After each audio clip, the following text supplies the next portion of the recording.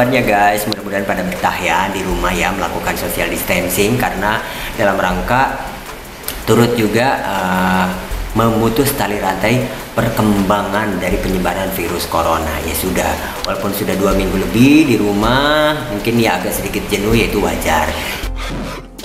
Tapi boleh dimanfaatkan waktunya yang ada ini di rumah itu ngapain aja, kan kita bisa ngelakuin berbagai macam hal ya, dari mulai beberes mungkin, atau masak-memasak, atau bersih-bersih ya kan, atau bisa saja bermain bersama anak kita, atau bisa juga melakukan hal-hal positif lainnya. Termasuk gue di sini juga berbagi pengetahuan ataupun share. Sombong amat. Berbicara soal social distancing, ternyata efeknya itu ke berbagai kalangan itu banyak ya. Untuk ke kalangan ekonomi menengah ke bawah, termasuk gue karena gue bukan anak sultan. Jadinya ketika diharuskan untuk kita melakukan social distancing, alhasil gue dirumahkan dari tempat kerja gue. Jadi mau nggak mau ya, setiap bulan yang biasa kita punya penghasilan ataupun pendapatan akhirnya tidak ada sama sekali, atau bahkan cuman dapat gaji pokoknya aja. Nah, ini akan berpengaruh juga dong dengan kegiatan hari-hari kita, karena setiap hari kan kita juga harus makan ya kan, terus juga harus bayar listrik, terus bayar air, telepon, wifi, dan bahkan yang punya cicilan. Nah, cicilan motor kah, ataupun cicilan mobil atau barang elektronik, atau bahkan cicilan KPR. Nah, beberapa hari yang lalu pun pemerintah, dalam hal ini Bapak Presiden Republik Indonesia yaitu Bapak Jokowi, juga mengeluarkan kebijakan dalam rangka yang pastinya menanggulangi dampak dari COVID-19 ini, ya kan? Bagaimana caranya supaya masyarakat yang terkena dampak ini gitu ya, lebih diringankan beban hidupnya. Nah, cicilan KPR pun kan ada dua ya kan, ada yang cicilan KPR subsidi, ada yang juga yang komersil. Nah, bagaimana? Nah, gue coba-coba searching beberapa hari yang lalu, ternyata gue menemukan Instagram officialnya dari Bank BTN, karena gue punya cicilan KPR rumah di Bank BTN. Terus per tanggal 30 kemarin akhirnya mengeluarkan juga postingan terkait dengan POJK nomor 11, POJK bulan 3 2020 tentang stimulus perekonomian nasional. Nah, Himpunan Bank Negara alias Himbara ini mendukung kebijakan pemerintah dalam menanggulangi dampak dari COVID-19 alias corona ini.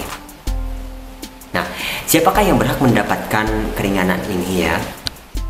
Nah, jadi kamu harus tahu siapa aja. Nanti gue posting di sini, lu bisa baca, oke?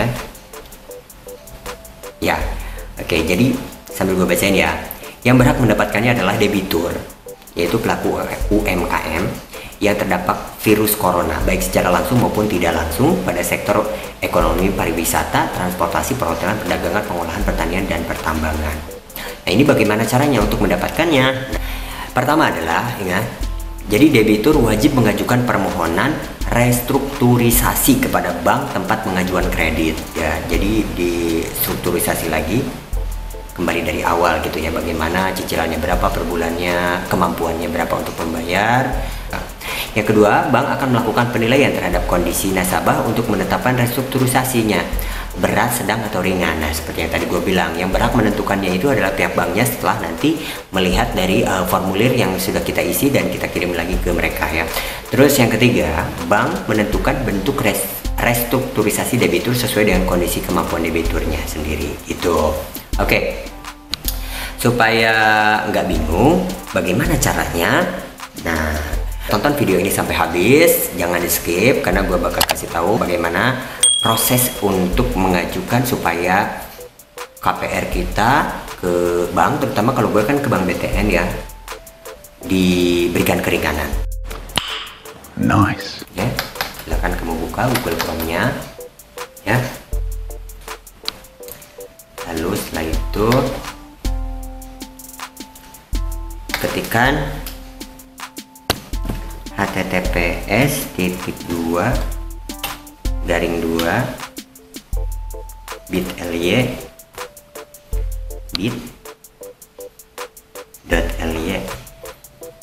gitu ya, terus garing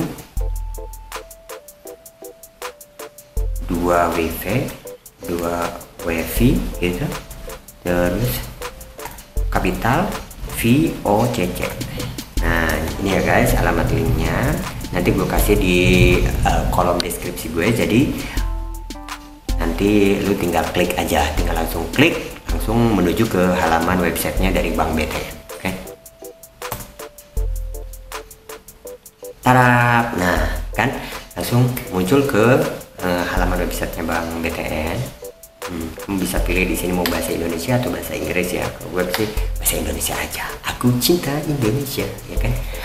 Oke, ini dia restrukturisasi online kredit konsumer Bank BTN ya. Kamu bisa baca. Ya. Kamu bisa klik 2 kali di halaman depan. Nah, kamu baca bla bla bla bla bla bla bla panjang lebar. Kalau gue bacain mungkin ya kepanjangan videonya ya. Nah ini langkah-langkahnya aja, langsung kita ke langkah-langkah. Oke, ini dia langkah-langkah restrukturisasi online. Pertama, debitur melakukan download. Jadi kamu download dulu. Jadi di sini ada 3 file. Pertama adalah file form permohonan restrukturisasi, dan yang kedua file form penghasilan. 3 file form pernyataan terdampak COVID-19 ya. Kamu download aja satu-satu ya. Misalnya ini kamu klik ya, kamu klik lalu kamu download ya. Oke, sudah kamu download. Nah ini dia hasilnya.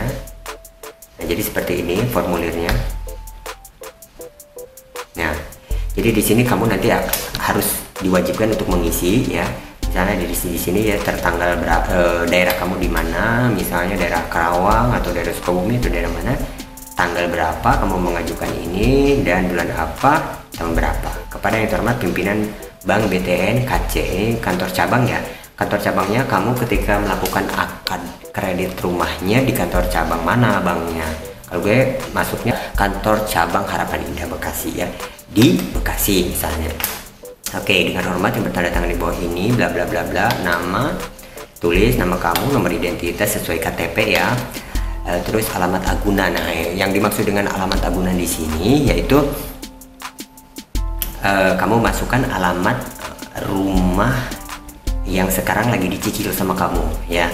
Misalnya di perum apa, blok berapa, nomor berapa ya kan. Terus nomor debitur itu ada di surat yang dikasih ketika kamu akad. Pokoknya dibuka-buka aja di situ, ada nomor debiturnya berapa ya. Biasanya ada tertera paling atas ya di halaman ya, hampir di kop surat kop kertas di atas gitu ya. Oke. Lalu memiliki kewajiban membayar angsuran berdasarkan penjajahan kredit bla bla bla sejumlah. Nah, itu kamu tulis per bulannya kamu harus nyicil berapa di situ. Ya kan? Di sini harus nyicil berapa. Namun saat ini telah menunggak angsuran sejumlah. Nah, kamu tulis aja di situ dan nunggak berapa. Misalnya bulan ini kamu akan nunggak ya kan, udah tulis aja di situ sesuai dengan angsuran ini ya kan.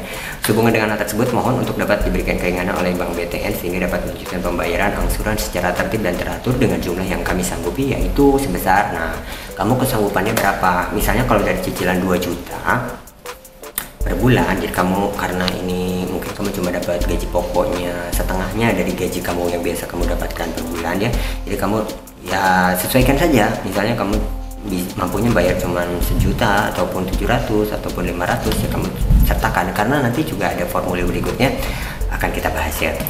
Demikian bla bla bla bla bla, kamu tulis nama dan juga debiturnya, nomor debitur seperti yang tadi di sini ya, nomor debitur. Oke. Setelah itu kamu simpan dulu atau kamu setelah di-download kamu isi. Bagaimana cara mengisi ini? Karena ini filenya PDF ya, kamu kalau file PDF-nya tinggal di-convert aja ke Word gitu kan ya. Caranya gampang. Di sini kamu di Google tinggal cari aja PDF convert to Word online. Nah, itu langsung aja.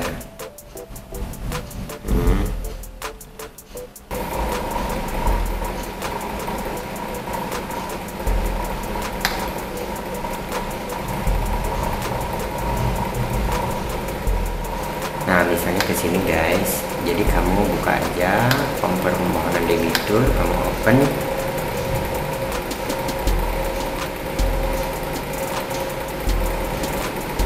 Nah, ini tandanya udah selesai, kamu download ya.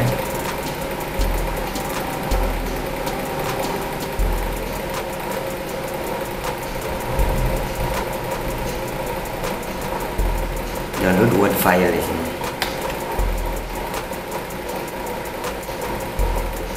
Nah, ini hasilnya guys. Kamu open aja. Ini dia hasilnya. Lalu kamu enable aja di sini, enable editing. Nah, jadi ini. Jadi kamu bisa ngetik di sini misalnya Karawang 31 Maret.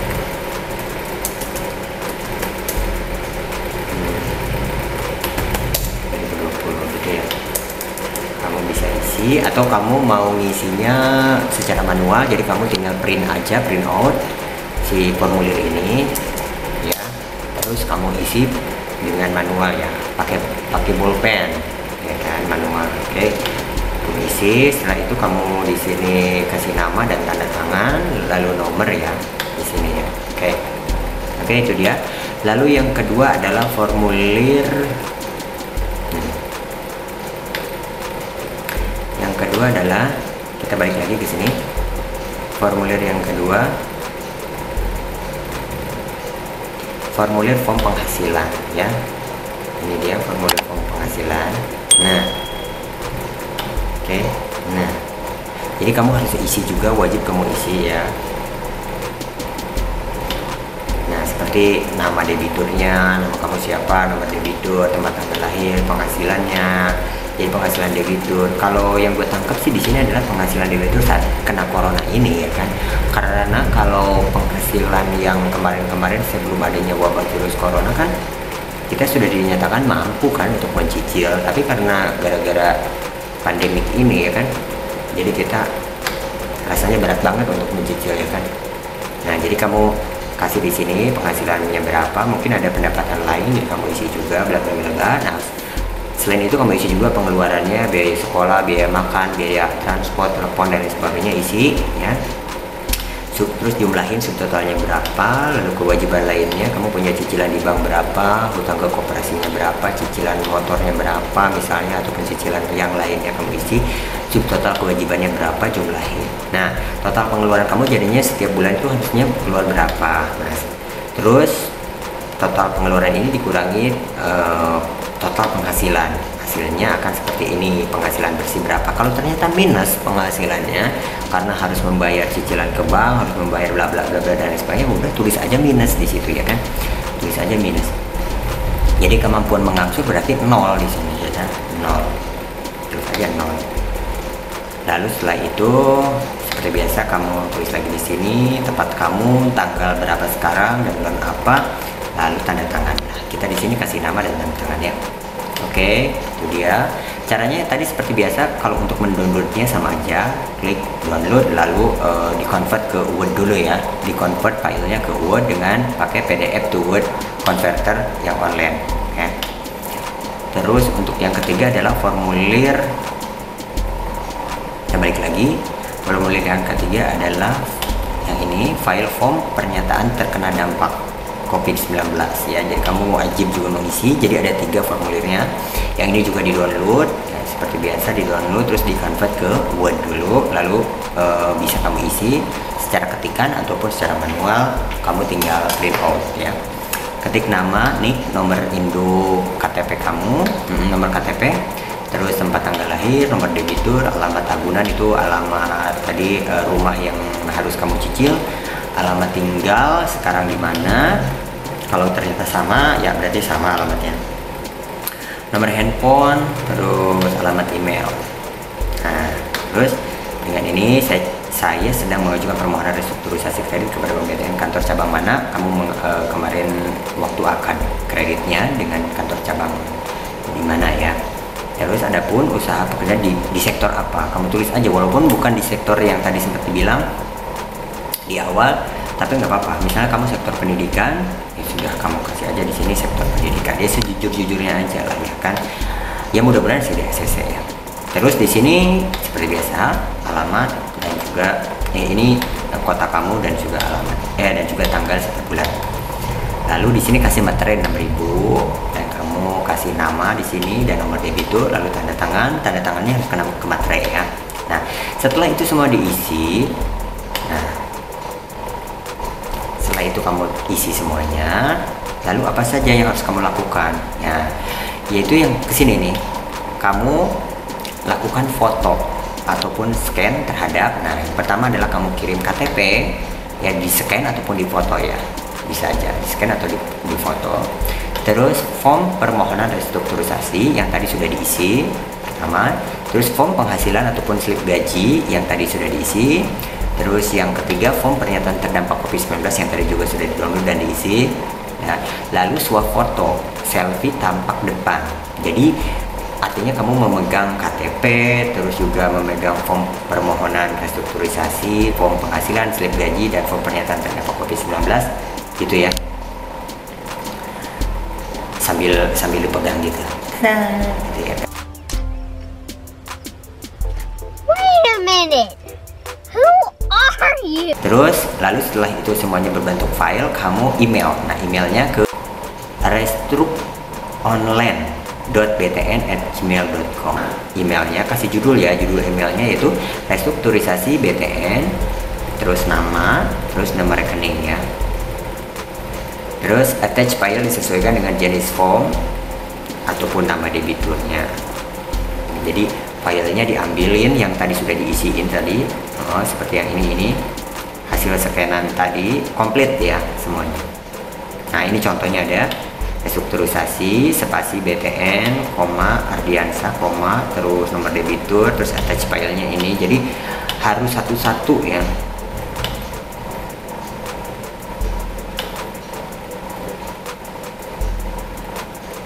Ini contoh, lalu kirim deh ke sini ya.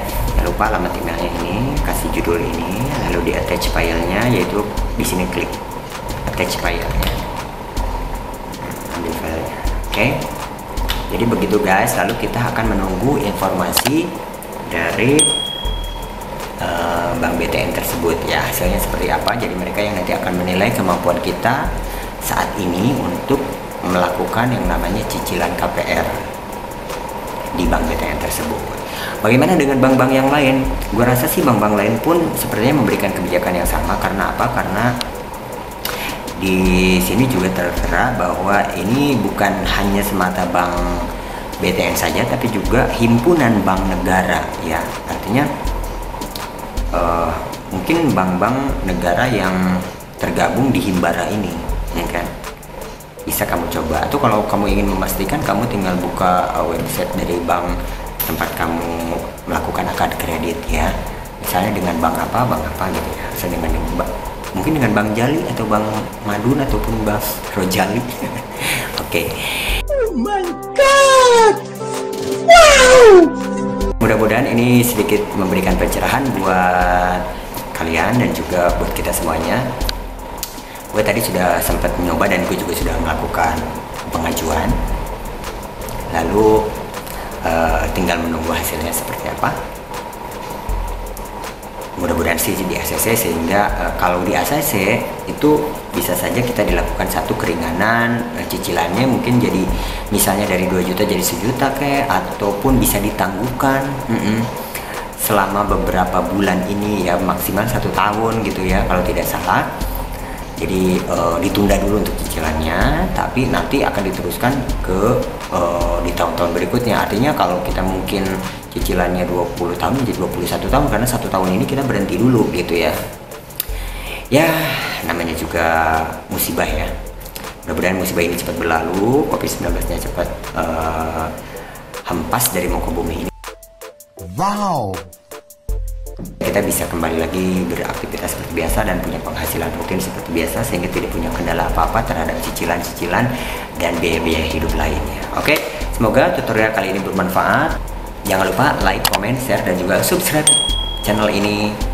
Dan pastikan kamu nyalain juga lonceng notifikasi kamu, dan jadikan kamu orang yang pertama yang melihat tayangan uploadan video-video gue berikutnya.